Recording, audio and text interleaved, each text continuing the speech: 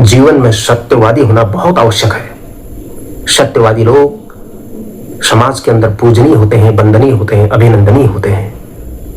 हम सभी लोगों में से अनेकों लोग केवल सत्य का साथ देना ही पसंद करते हैं, कोई भी झूठ का साथ देना पसंद नहीं करता है।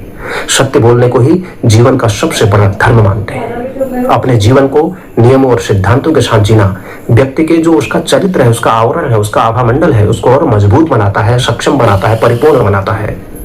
ऐसा व्यक्ति अपने भीतर विश्वास को बनाए रखता है। उसके अंदर आत्मविश्वास की भावनाएं कूट कूट कर भरी होती हैं और जो सामने दिखती भी हैं। अगर वह कभी स्वयं कोई ऐसा गलत काम नहीं करेगा, कोई गलत नहीं करेगा, तो उसकी सोच भी कठिन से कठिन परिस्थितियों में भी उसकी सच्चाई जो है उसको साथ देने का साहस रखती है। और वह सत्य केवल एक शब्द नहीं है, ये सत्य एक ऐसा प्रभाव होता है, ये सत्य एक ऐसी ईश्वरीय शक्ति होती है, एक ऐसी ईश्वरीय दैवीय संपदा होती है जिसको बहुत बिरले लोग ही स्वीकार कर पाते हैं। सत्यवादी लोग इस संसार में कई बार धुतकारे भी जाते हैं, कई बार लोग उनको स्वीकार भी नहीं कर पाते हैं, क्योंकि सत्यवादी होना और सत्यता के मार्ग में चलना कांटों भरे मार्ग में चलने के समान होता है।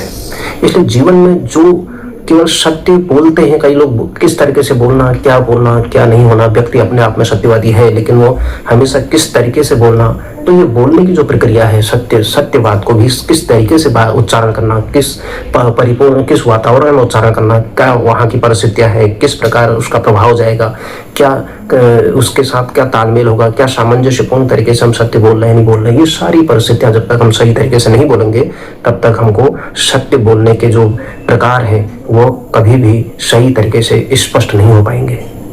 इसलिए जीवन भर सत्य बोलना और सत्य को ही अपने जीवन का मार्ग बनाना, ये हमारी प्राथमिकता में रहना चाहिए। जीवन में सत्य बोलना ही पर्याप्त नहीं होता, बल्कि ये समझना भी आवश्यक होता है। हमारी समझ होनी चाहिए कि हमें सत्य को किस प्रकार हम कह रहे हैं, किस प्रकार कहा जा रहा है, जो हमें बचपन से ही सिखाया जाता है। बचपन से हमारे माता पिता, हमारे गुरुजन, हमारे आसपास का परिवेश, हमारे लोग सब बोलते हैं हमेशा सच बोलो, सांझ बराबर तप नहीं, झूठ बराबर पाप। तो इसलिए धीरे धीरे ये हमारे आदत का हिस्सा बन जाती है, हमारे व्यक्तित्व का हिस्सा बन जाती है। जब हम बड़ा होते हैं, जब हम रिश्तों की जो हमारे संबंधों की जो जटिलताएं होती हैं, जब उसको हम समझते हैं, तब हमें अनुभूति होती है कि हम हर सत्य को उसी कठोरता से कहना उचित नहीं होता है।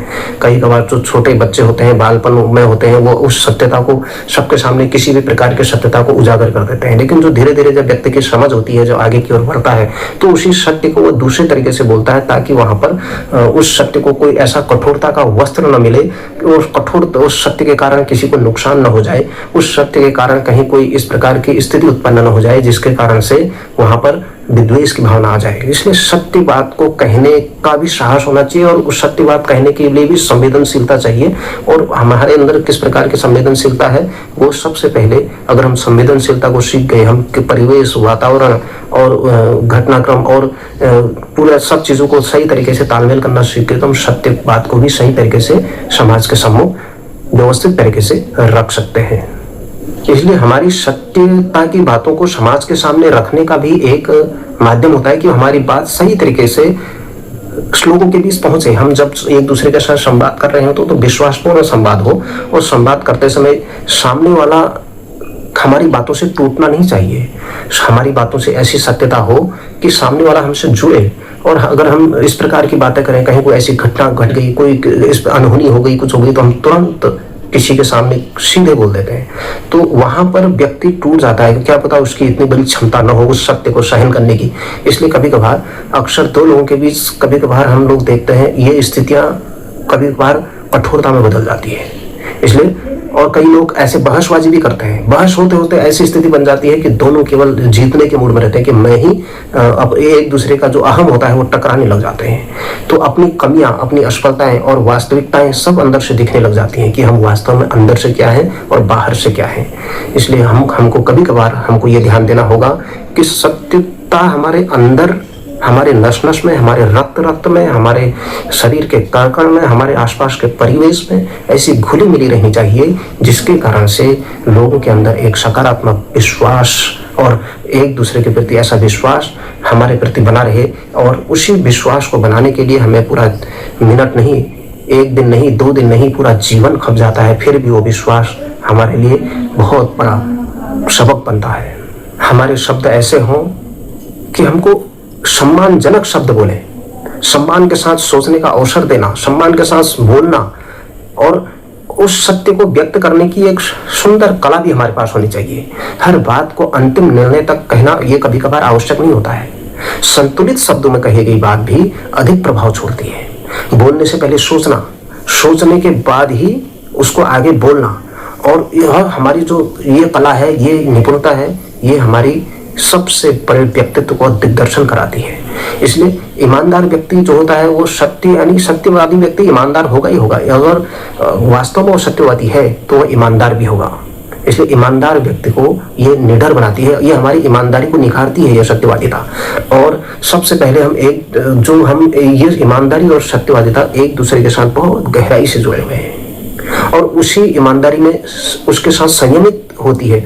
और दुनिया में जब भी कोई विचारधारा या सोच या कोई भी इस प्रकार के टकराव होते हैं, तो जब कभी कभार ऐसा होता है कि वो विचारधारा असत्य पर आधारित है, उसका कोई अंत नहीं है, लेकिन जो सत्यता पर आधारित विचारधारा है वो हमेशा हमेशा के लिए टिकी रहती है, लंबे युगों युगों तक टिकी रहती है। तो इसलिए जो सत्य है यानी सत्यम शिवम सुंदरम ये कहा गया है, यानी सत्य सनातन है।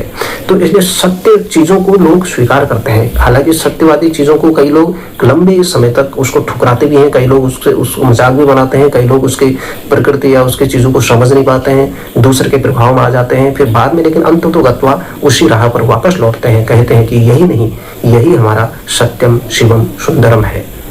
सत्य बोलते समय बहुत सावधानी रखनी चाहिए, नहीं तो एक कठोरता का रूप ले सकता है, संघर्ष का रूप ले सकता है। ये समझना जरूरी है कि किस परिस्थिति में और किस व्यक्ति से कहा जा रहा है।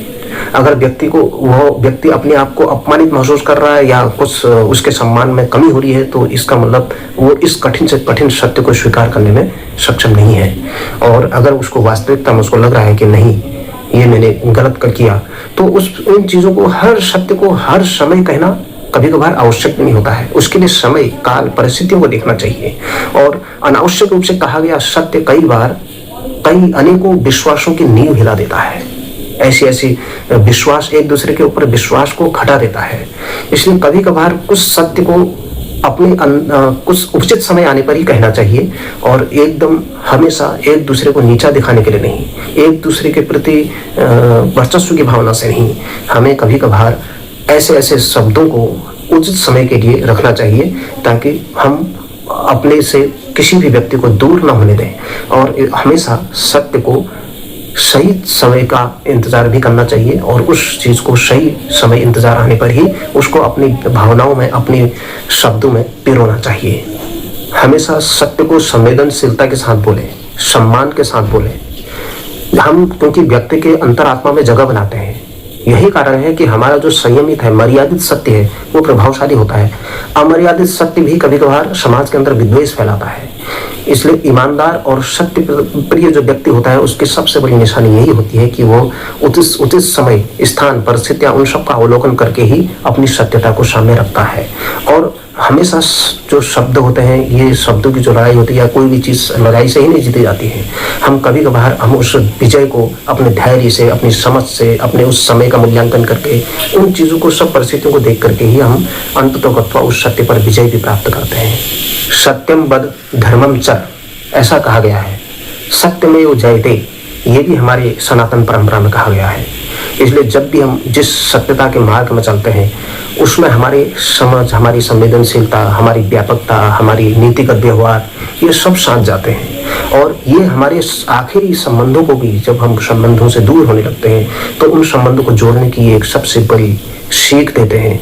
और ईमानदारी से कहा गया सत्य, और वो सत्य कभी भी हारेगा नहीं, और हमेशा लोगों के साथ असहमति को भी सहमति में बदल देता है। ये अकेलापन महसूस नहीं होने देता, ये समाज के अंदर सबके साथ चलने की सामर्थ्य रखता है। आखिरकार सत्य समाज के अंदर सम्मान पाता है, और इसके अंदर, हमारे अंदर जो सत्य के कारण आत्मबल जागृत होता है, हमारे अंदर संयम आता है, हमारे अंदर संवेदनशीलता आती है, उसके कारण ईमानदारी की पराकाष्ठा आती है, हमें मर्यादित जीवन जीने की शैली आती है। अगर सत्यवादी नहीं होगा तो समाज के अंदर वह बहुत सारे कुरीतियों से घिरा होगा। अगर व्यक्ति सत्यवादी नहीं होगा तो वो समाज के अंदर किसी भी प्रकार का अपराध करने के लिए आतुर हो जाता है। और इसलिए हमेशा अपराध का मार्ग नहीं, हमें समाज के अंदर सरोकार का मार्ग अपनाना पड़ेगा। समाज के अंदर एक अच्छा संवेदनशील वातावरण देना है, तो सत्यवादिता को अपने जीवन के अंदर उतारें। अगर सत्यवादिता हमारे जीवन के अंदर नहीं है तो हम समाज के एक आदर्श नागरिक नहीं है। एक प्रेरणादायक पुरुष बनने के लिए, एक आदर्श व्यक्ति बनने के लिए, एक आदर्श समाज का नेतृत्व करने के लिए सत्यवादी होना बहुत आवश्यक है। जिसके जीवन में सत्यवादिता का एक भी गुण नहीं है वो समाज के अंदर बोझ है। इसलिए अपने उस सत्यवादिता के गुण को समाज के अंदर प्रदर्शित करें, आदर्श व्यक्ति बने, समाज के अंदर शुचिता लाए, ईमानदारी की पराकाष्ठा पार करें। इसीलिए सत्यवादी होना, समाज के अंदर एक स्वीकारी व्यक्ति होना, विश्वासपरक व्यक्ति होना, तभी जाकर के समाज के अंदर हम एक आदर्श व्यक्तित्व के रूप में उभर सकते हैं। इसलिए सत्य से कभी पीछे न हटें। सत्य के मार्ग पर चलने वालों ने कष्ट भले ही झेले हैं, लेकिन एक न एक दिन अंततो गत्वा सत्यमेव जयते ही होती है।